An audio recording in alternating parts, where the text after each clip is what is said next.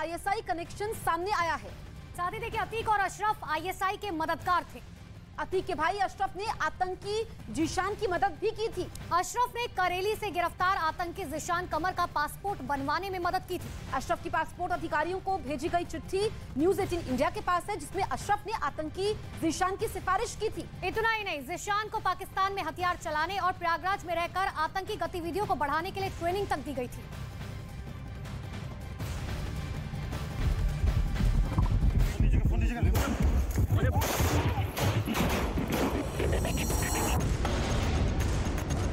Police custody में अतीक और अशरफ के पाकिस्तान कनेक्शन का पर्दाफाश हुआ था कि कैसे हथियारों की सप्लाई पाकिस्तान से की जाती थी।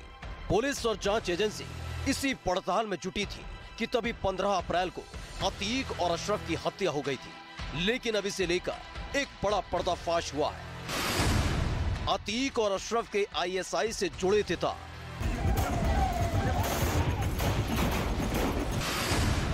अशरफ निकला आतंकी का मददगार। उमेश पाल हत्याकांड में जब पुलिस ने अतीक और अशरफ की कस्टडी मांगी थी, तो कोर्ट के सामने अतीक और अशरफ की पूरी कुंडली खोल कर रख दी थी कि कैसे अतीक अहमद का कनेक्शन पाकिस्तान की आईएसआई से जुड़ा हुआ था, कैसे पाकिस्तान से हथियार मंगवाए जाते थे और उन हथियारों का इस्तेमाल अतीक के गुर्गे दहशत फैलाने के लिए करते थे। और अतीक और अशरफ के कारनामे पढ़ने के बाद कोर्ट ने भी दोनों माफिया सरगना भाइयों को पुलिस की कस्टडी में भेज दिया था, जहां 15 अप्रैल को अतीक अहमद और अशरफ की हत्या हो गई थी।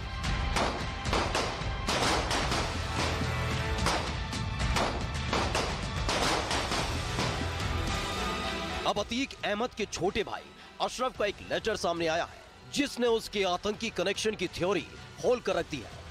ये लेटर 2017 का है, जिसके ऊपर खालिद अजीम अशरफ पूर्व विधायक लिखा हुआ है। ये लेटर एक पूर्व विधायक होने के नाते अशरफ ने अपने करीबी का पासपोर्ट बनवाने के लिए लिखा था।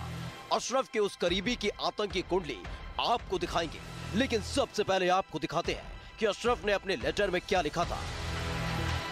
जनाब, मैं खालिद अजीम अशरफ इस बात से आपको अवगत कराता हूं कि जीशान कमर, जो कि प्रयागराज करेली के रहने वाले हैं, वो पिछले कई सालों से मेरे यहाँ काम करते हैं और मेरे इनके साथ घर जैसे ताल्लुक है।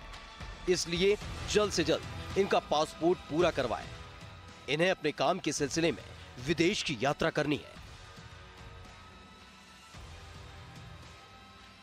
अशरफ ने यह लेटर प्रयागराज के पासपोर्ट अधिकारी को लिखा था और जिस करीबी के लिए पासपोर्ट की सिफारिश की थी, वो जीशान कमर आतंकी है। माफिया डॉन अतीक अहमद और उसके भाई अशरफ के आईएसआई कनेक्शन पर अब एक और दस्तावेज सामने आ गया है, जो इस पुलिस बल की उस थ्योरी पर मुहर लगाता है कि ये दोनों आईएसआई के संपर्क में थे। दरअसल इसी इलाके से आतंकी जीशान की गिरफ्तारी हुई थी और उसी जीशान के पासपोर्ट के लिए अशरफ ने अपने लेटर हेड पर लिख कर दिया था। 2021 में जीशान कमर की गिरफ्तारी हुई थी।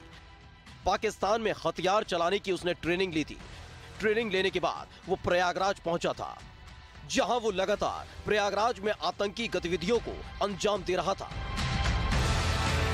जीशान कमर कुछ साथियों के साथ लखनऊ के रास्ते प्रयागराज हथियार लेकर पहुंचा था, जिसे नैनी में बने एक पोल्ट्री फार्म में छिपा दिया गया था और ऑनलाइन खजूर बेचने के बहाने आतंकी मंसूबे पूरे करने में जुटा था। वह ऑनलाइन खजूर बेचने के बहाने ये पूरा नेटवर्क चला रहा था। 2021 में जीशान कमर को इसी इलाके से, इसी मोहल्ले से गिरफ्तार किया गया था। माना जा रहा है कि आतंकी जीशान कमर अशरफ की बदौलत ही विदेश जा पाया था और अब ये खंगाला जा रहा है कि क्या जीशान कमर के जरिए अतीक और अशरफ के तार आईएसआई से जुड़े थे, जिसका जिक्र अतीक और अशरफ ने पुलिस की पूछताछ में किया था कि उनको ड्रोन के जरिए पाकिस्तान से हथियार सप्लाई किए जाते थे।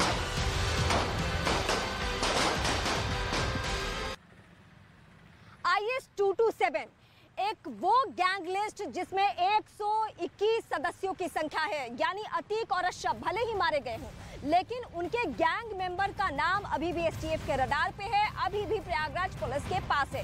यानी इस प्रयागराज से लेकर आसपास के जिलों में इनका पूरा कुनबा फैला हुआ है और वो किस तरीके से सक्रियता निभाते हैं या क्या इसी गैंग मेंबर का पूरा सहारा लेकर चाहे वो शाइस्ता परवीन हो या फिर इसके अलावा गुड्डू मुस्लिम हो, ये भाग खड़े हुए हैं। एक रिपोर्ट के जरिए दिखाते हैं।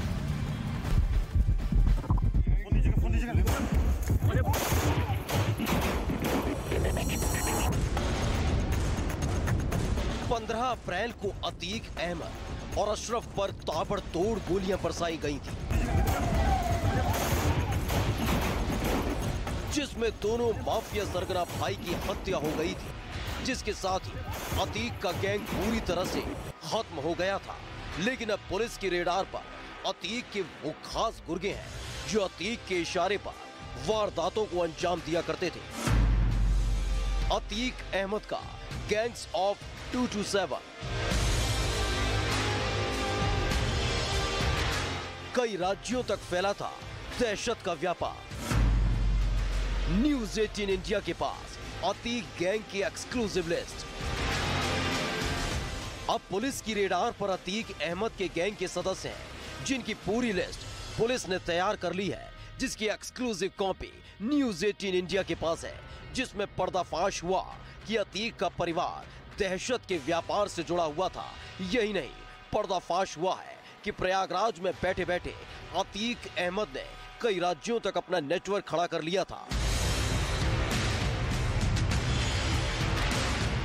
अतीक अहमद का गैंग IS 227 यानी इंटर स्टेट 227 गैंग में 121 सदस्य शामिल थे।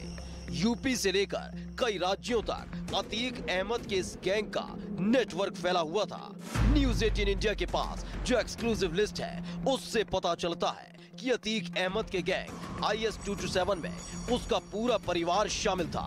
न सिर्फ अशरफ और अतीक के बेटे गैंग में शामिल थे, बल्कि मोहम्मद राशिद जो अतीक का चचेरा भाई है, जकी अहमद जो अतीक का साला है, मोहम्मद जीशान जो अशरफ के साड़ू इमरान का भाई है, तो वहीं मोहम्मद नूर जो अशरफ का साला है, ये भी अतीक की गैंग में रहकर दहशत फैला रहे थे। अतीक का गैंग यूपी से लेकर उत्तराखंड तक सक्रिय था। अतीक की गैंग में 22 साल की उम्र से लेकर 80 साल की उम्र तक के सदस्य शामिल थे। अब पुलिस की नजर अतीक के गैंग में शामिल इन गुर्गों पर टिकी हुई है, जिन्होंने अतीक के एक इशारे पर कई वारदात को अंजाम दिया।